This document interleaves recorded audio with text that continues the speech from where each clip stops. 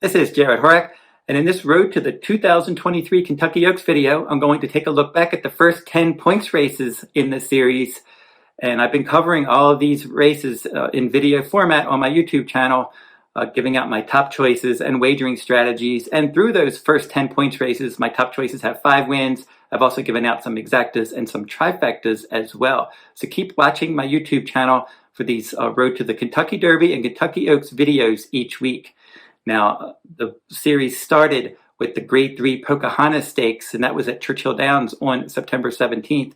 The winner there from Off the Pace was Fun and Feisty, and that was my value top choice, and she paid over $14 to win at 6-1 odds that day. So I thought she ran a decent race, but looking back at that race now, a few months later, didn't seem to have a lot of depth to that race. Fun and Feisty did run a good race from Off the Pace. I don't think there was much behind her. And overall, I don't think that was a super strong race to begin the series. The Grade 1 Frizette was the second race, and that was on October 2nd. Chocolate Gelato for trainer Todd Pletcher was the winner there. Tough to get a gauge on that race, I thought. It was a one-turn mile at Aqueduct. It was run in the slop, and Chocolate Gelato did get the job done. She looked good winning it, but the final time wasn't anything special. And up to this point, I don't know that race was that strong, although Leave No Trace did run well later on in another points race. The Alcibiades Stakes was a strong race on the Road to the Kentucky Oaks. And on October 7th at Keeneland, it was a local prep race for the Breeders' Cup Juvenile Fillies. And it was a 14-horse field, and Wonder Wheel, from a good advantageous inner post, was able to get out there, control the pace, and hold off Chop Chop, the only horse making up any ground from Off the Pace that day. But Wonder Wheel was able to hold on and win that race for trainer Mark Casse. A good effort there. And some others ran well in there. Obviously, Chop Chop really did run well, switching surfaces. And as I said, nobody else was really closing. She ran a quality race. And then I thought Raging Sea, my top choice there. She was my top choice also in the Frizette, but they scratched. They ended up running her in the Alcibiades. And she was only a nose and a neck behind the top 2 finishers in that Alcibiades. So that was a decent effort there. And she would come back and run well, as Wonder Wheel would as well. Now, in the Chandelier Stakes on the West Coast on October 8th, and Tell Me No Lies took advantage of a fast, early, slow, late event. Multiple horses were battling on the pace: Naughty Lottie, Ice Dancing, Home Cooking. And Tell Me No Lies sat back, was able to run them down and get the job done. That was a good effort in that race. Again, looking though overall at the horses on the West Coast, these fillies on the West Coast, the races haven't been that fast. And Tell Me No Lies just took advantage of a great situation there to get the job done. In the Breeders' Cup Juvenile Fillies on November 4th, it was Wonder Wheel for trainer Mark Casse. This time she rallied from Off the Pace. So one of the big things about her, and she's going to be your 2-year-old filly champion, you got to love her versatility. In the Alcibiades, she was able to go wire to wire. And in the Breeders' Cup Juvenile Fillies, she rallied from the back of the pack to win. So that versatility really serves her well. So if there's not a lot of pace signed up, she can get up there, she can set the pace, she's capable of stalking the pace, and she's capable of closing.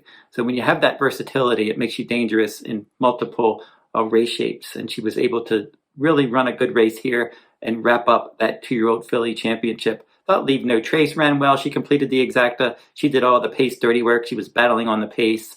And earlier on, I mentioned her from an earlier race that she ran in the Frizette Stakes in the slop. So she made that race look a bit better by running a quality race here.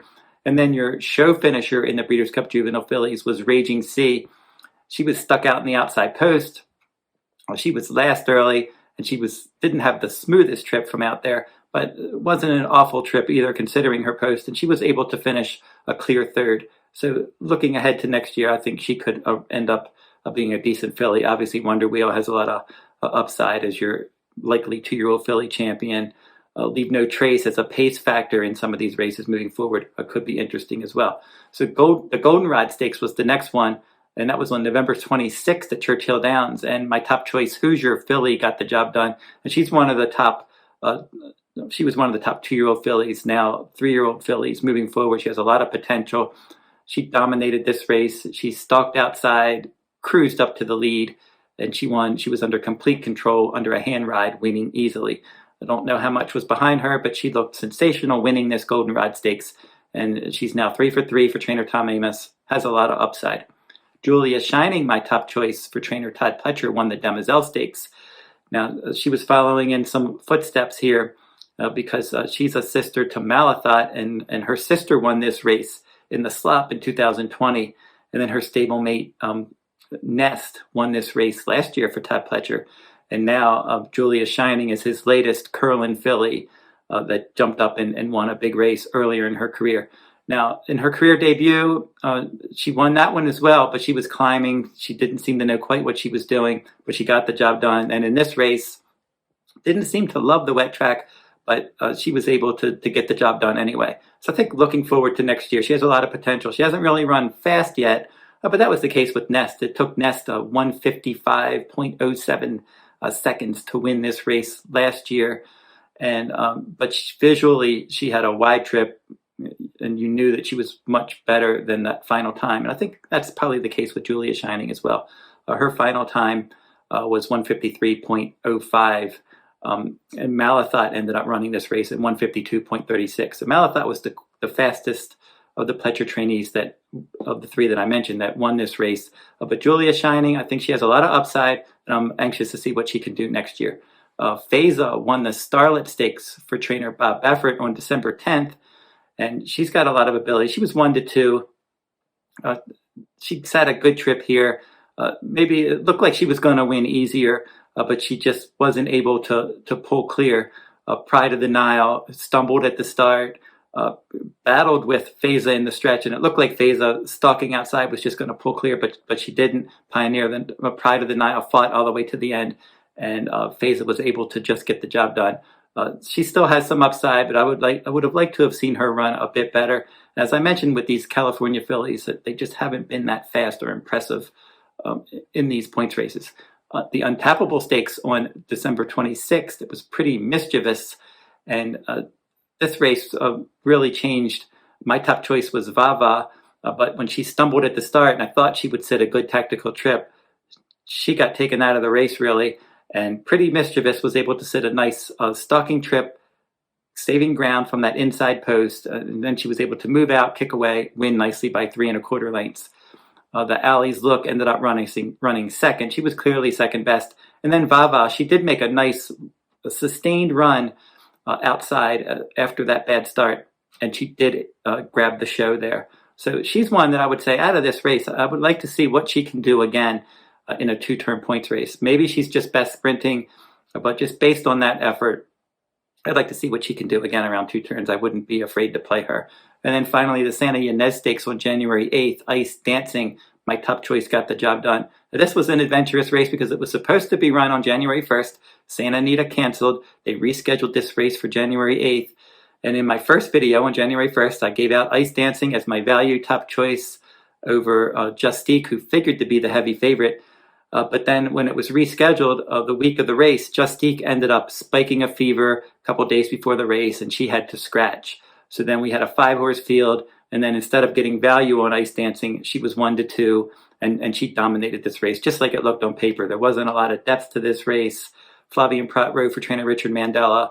She was able to sit that nice trip from the outside post in an extended sprint. So she had everything possible going her way there with a decent enough pace to chase. She had the outside post. She didn't have any kind of traffic troubles, and she was just able to kick away against an overmatched group and win by more than 3 lengths. So obviously she was much the best, and I like her versatility as well. We mentioned Wonder Wheel's versatility. Well, Ice Dancing in her maiden win at 1 mile went wire to wire, controlling the pace.